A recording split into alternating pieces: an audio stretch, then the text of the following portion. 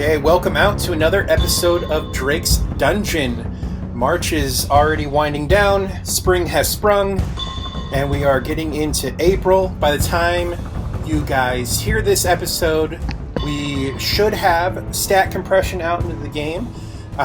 So a lot of exciting stuff will be kind of going on, so we'll have a chance to see kind of where the new stats are, and a lot of the bugs that you guys have been experiencing from in the game will actually potentially go away, actually, with stat compression, which I'll get more into later on in the episode. But a lot of exciting things will happen. I'll talk a little bit more about that in just a bit. But joining us today is our lead artist for War Commander. He has been on the game for a little more than a year now, but because we went on hiatus with the show, we never actually had a chance to bring him on. So I would like to welcome Artysta to the show. Welcome. Thanks. So you are our artist. You've been basically designing everything. So first off, welcome to your first Drake's Dungeon. As I mentioned, you've been on the team pretty much since right when we went on hiatus. Like, I think we recorded a podcast in November or December, and then you joined the team in January. So it's only fitting that we finally introduce you to the community now that we're back to doing this podcast regularly.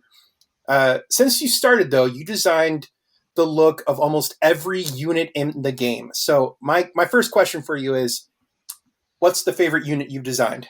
Oh, that's a tough one, but I mean, I wouldn't say I've got one top one, but there's a few that I really liked. I really liked the Crucible. That was a lot of fun.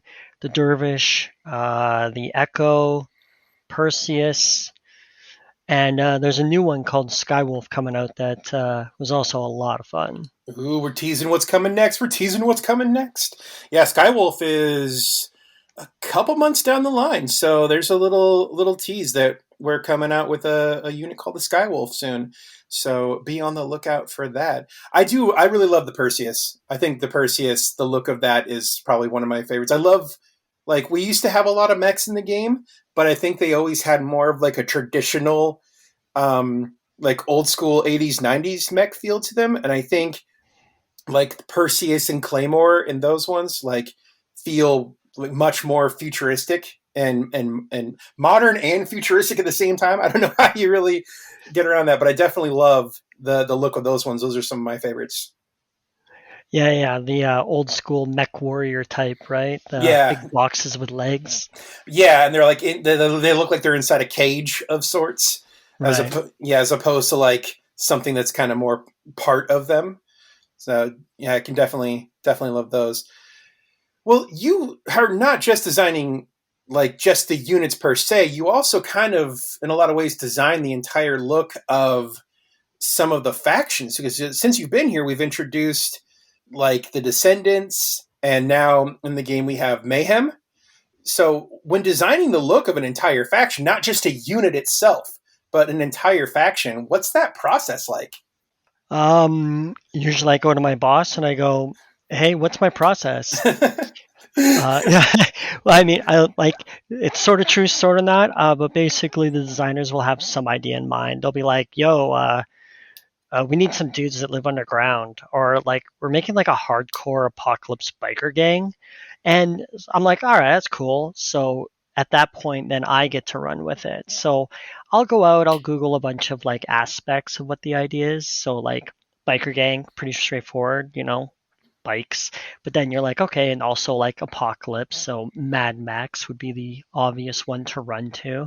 So once I find a couple base ideas like, bike pistons, tires, chains, spikes, skulls, I then run out to Google again and I just Google cool ideas of those ideas.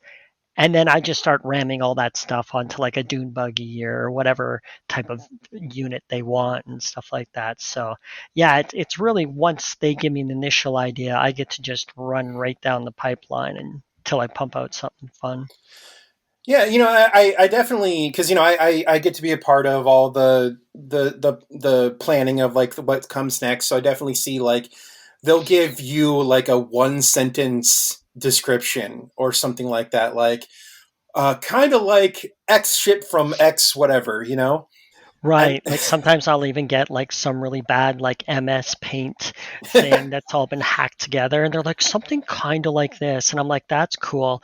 No, but we'll all come up with something like, like yeah, so like you don't really get like you say that they kind of give you an idea, but like in all reality, the idea is like a phrase sometimes, maybe a exactly. question, and so you are kind of like from what I've seen, kind of left to be like, all right, well let me figure this out.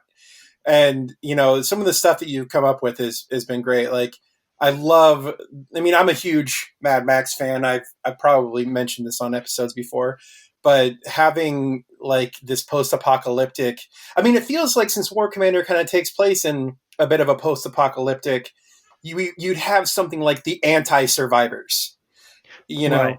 know, and Right. so Yep. seeing that come together has been great. And like I said, I get lucky enough that I get to see some of this art and stuff like that before the rest of the folks. But some of the stuff that's coming up is going to be a lot of fun. I think people are in for some treats as the mayhem more units come out with them and everything along that line. I mean, speaking of units, so you've made some awesome looking tanks. You've made awesome infantry units. I think the Wastelander is one of my favorites. I actually like the Wastelander design so much that I went out and found an action figure that looked very similar to it and had to buy it because I just loved the look of it. But you also have been doing a lot of the air units and everything that comes around. So out of all the different types of units that we have in the game, mechs and all that stuff, what's your favorite kind of unit to design and why? Oh, well, I mean, right off the bat, I mean, I love tanks. Mm-hmm. Making tank treads is a ton of fun, and it sort of takes the unit in a direction based on just how you make these tank treads. They're just so complicated and fun to make. And I also love mechs. So like really complex mechanic stuff is just a blast to build, and it's a nice challenge and stuff like that. So I would say between the two of those would be my favorite. So anytime a mech or a tank comes across my desk, I'm just like, yes. And that. I mean, I love everything else, but those would be my top two that get me real excited. I mean, I can definitely tell with, like I mentioned before, with the mechs, you put a lot of love into those. You definitely take it to the next level. What's your? I mean, you mentioned the Crucible is one of your favorite tanks. Would you say that that's like your favorite one out of all the tanks that you've done? Yeah, yeah, I would say it's definitely one of my favorite ones because at the same time, I was really trying to take the Sentinel overall faction design in a more noticeable stylistic direction. So it was almost a combination of just wicked tank plus a really nice like designed style that I liked, and they just merged so well that I was like, yeah, yeah, this feels right. And there's something too about the colors that the Survivor units, or no, I'm sorry, the Sentinel units kind of bring that white and orangish and black, like with the kind of sleeker design. It always gives a lot of when you can make something that really pops with that, it really pops. You know, Right. yeah. Yeah, and they have that more sci-fi like everything's just so clean and slick look to it that almost Hmm. makes it feel cold and deadly that it gives that nice sharp feeling in that. So it brought that across so nicely, and it just looks like an angry tank, so I love it. Yeah, say what you will about the machine god and those who worship the machine god. They say what you will, but they do have a good eye for design. Those folks. So we have a lot of players in the community that love your art, and love the art that goes out in the game. There's actually a channel in Discord just called All the Art, where anytime we release something into the game, I throw in the art for it. People love it. People take it. Some people make gifts with the different art and all that kind of stuff. But we do have some actual artists out there in the game. Like I've run contests before where people have created art and it's looked really good. Just so whenever we have an artist on, like we had Santiago on a while ago, you know, I always try to get that question in there about how do you make it, so those folks who are aspiring artists can kind of get an idea on the actual nuts and bolts process of making the stuff. So what programs and tools do you use to create your art? Well, that's awesome to hear that people are liking what I'm doing. And I mean, the process is pretty straightforward. I mean, it's really just Photoshop and Maya for me. Just we have the basics for something like this. Um, right off the bat, block it out. When I came in, I really felt like I wanted to strengthen the style of each one. So when I'm doing the block out, I'm really using key parts of the faction and keeping that in mind. So Sentinels, for example, very triangular, sharp, angry. So you block it out with that in mind. And then again, if it's a tank, I'm usually always start with the treads first because they'll drive the rest of that unit. Um, Both literally and metaphorically. Exactly. Air units, I usually like to start with a cockpit. It's almost like the head of a human. Um, and then from there go to the wings. So you really like to have that key feature and then work out from there as you block out. After I block out and I'm starting to feel where it's going, I check in with Santi and be like, yo, is this cool? Or did I just run off to left field and get all crazy with it and that? And if he likes it, then I'm like, cool. And I bring it back again and I start adding all the detailing and the textures and really start to hammer it home in that. So yeah, that's the basic process. So, for those that don't know, Maya is a 3D modeling program, right? Yeah. Yeah. So basically, you start doing the basic modeling, and then with Photoshop, do you use that for the colors and stuff like that? No, I would use Photoshop actually for concepting if I just don't have a clear vision and that. So I'll do my ink splotches and then start finding a cool shape that I like. And then I'll just draw out a rough sketch. Once I have something that I like, then I'll go into Maya and start blocking it out. All the texturing is all done within Maya. I just have a whole bunch of materials and I'm applying them as I go. So yeah, Photoshop is used much more for conceptual things, or if you have that random like Mayhem, they have the skulls that are like plant on the top of the vehicle. So Hmm. I'll go into Photoshop and actually create a metal texture with it on there, or a jacket with leather and paint it on there almost like it's worn and stuff like that. So if there's any custom decaling, I'll do that in Photoshop as well. Okay, so you like make some assets and stuff like that, then bring it over, and that's kind of cool. I know I'm a horrible artist. You put a pencil in my hand and tell me to draw something, and it's going to look like a 5 year old did it, and I'm pushing 40, so it's very shameful. But I always am amazed by what folks like you can do, and I try to understand, like, if I ever wanted to do that, which you guys don't want me to do that, but if I ever wanted to do that, like how it's done, so that's really cool. And if you ever wanted to do it, all you have to do is do it every day, 8 hours a day for the last 40 years, and you'll be Oh, doing that's just it. fine. That's it. That's That's it. all you have to do. That's Oh, all you have to do. oh, Yep. okay. Yeah, I'll pencil that in into my Yep. schedule. And just know that even after 40 years, you'll still hate everything you do and wish that you could do it better. Isn't that always the thing? You always feel like an imposter, no matter kind of like how good you are or how long you've been doing it.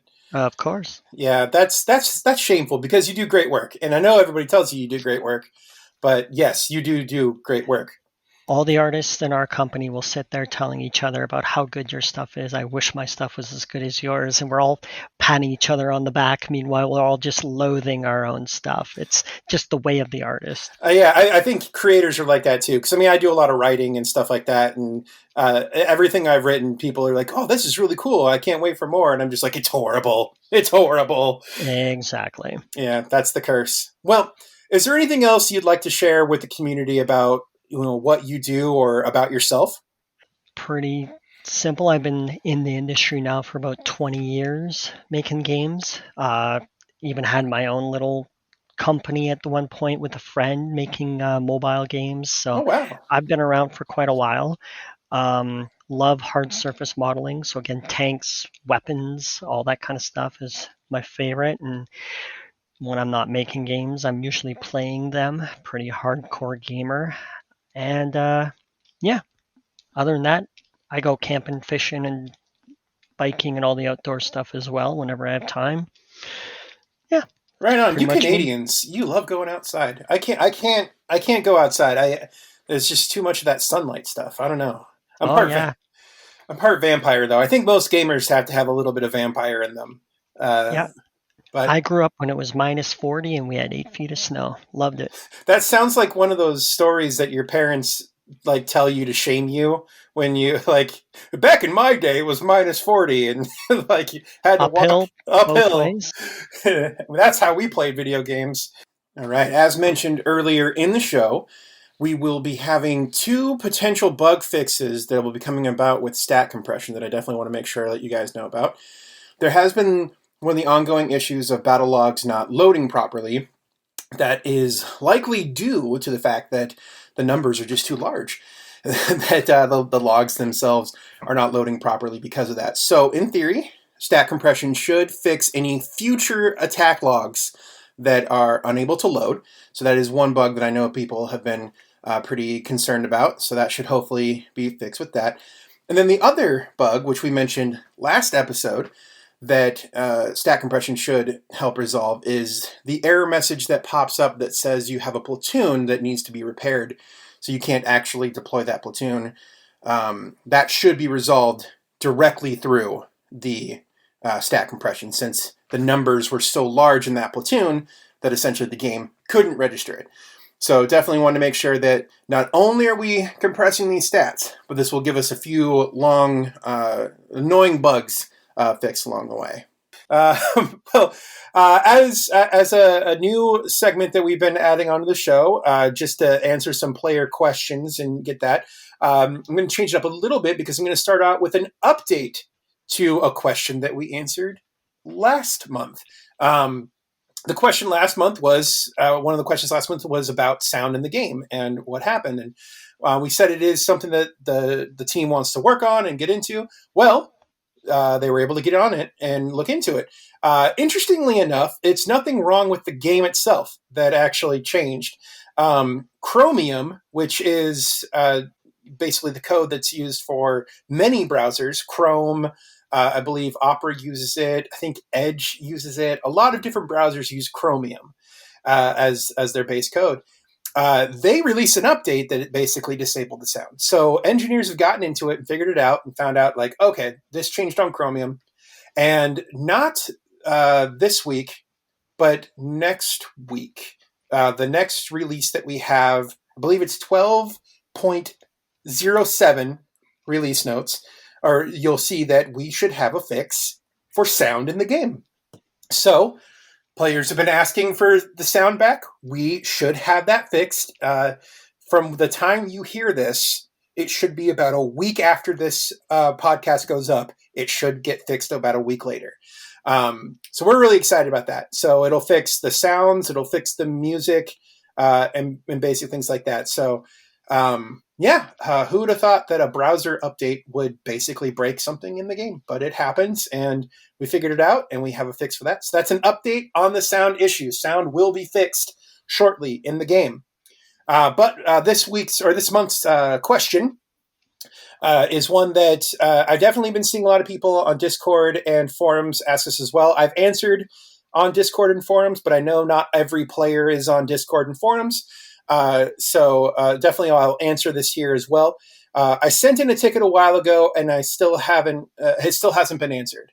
I saw many questions kind of around this. So yes, customer support, first off, is very far behind right now in War Commander, unfortunately. Basically, we had a lot of issues with the servers and a lot of issues with the database leading up from October and November, December.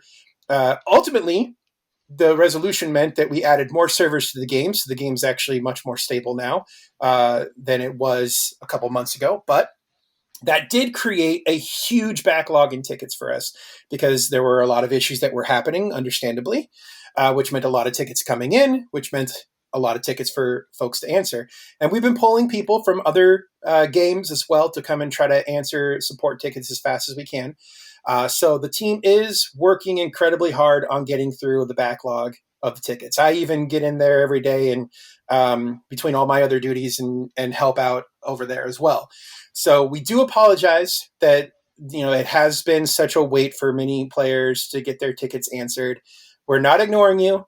Customer support is still here. We're not going anywhere. Your ticket will get answered. It just is going to require a little bit more patience. In the meantime, we do request that you do not send in multiple tickets for the same issue or similar issues. That creates even more tickets for us to go through, which means it's going to be even harder to get to your ticket. So if you're wondering why your ticket hasn't been answered, you can reply directly to your ticket and ask there. But you don't need to send in additional tickets if your ticket still shows as being open. So that'll help us answer you faster, help us, everybody out if we can just make sure we don't send in multiple tickets for the same issue. But yeah, so hopefully we'll be getting to get things caught up as soon as we can. Everybody is working their hardest. I know that's not the best answer for a lot of folks. We definitely own that, it's on our end. We got to answer those tickets. So we're not trying to pass the buck or anything. We're just working as hard as we can to get to the bottom of that. So thank you. Well, Artysta, this was your first podcast. This is the first time you've been introduced to the community as a whole. How does it feel? Yeah, it's pretty cool. I mean, I usually just sit in the background, just pumping out art. So it's nice to say hello, and I'm glad everyone likes my stuff. Yeah, no, they definitely love it. So yeah, just you keep up the good work, even though you don't believe you do excellent work, but you do. You do. And other people in the community will and have said many times that they really like the design of stuff. So you keep doing that. The players keep loving it. And thanks for being on Drake's Dungeon. Thanks a lot. All right. Well, we'll be back with a new episode next month. Until then, thank you for playing War Commander. Bye.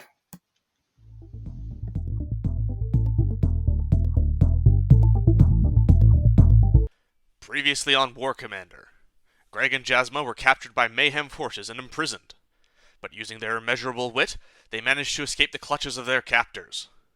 Coming up in Operation Minefields, Mayhem's return has signaled the start of a new conflict for the sector, with Greg and Jasma stuck right in the middle. Can our protagonists find a way to bring peace back to the sector? Operation Minefields runs April 7th to April 13th, 2022. This month's new Corpus faction unit is the Orion. The Orion is an energy damage air unit that acts as flying artillery. It will naturally only hit ground targets, but with the gold tech attached, it can hit air as well. At level 10, it gains a movement speed increase, and at level 20, it gains a range increase. This unit is part of the Tungsten series, and therefore its weapons are perfect for defeating the Mayhem faction.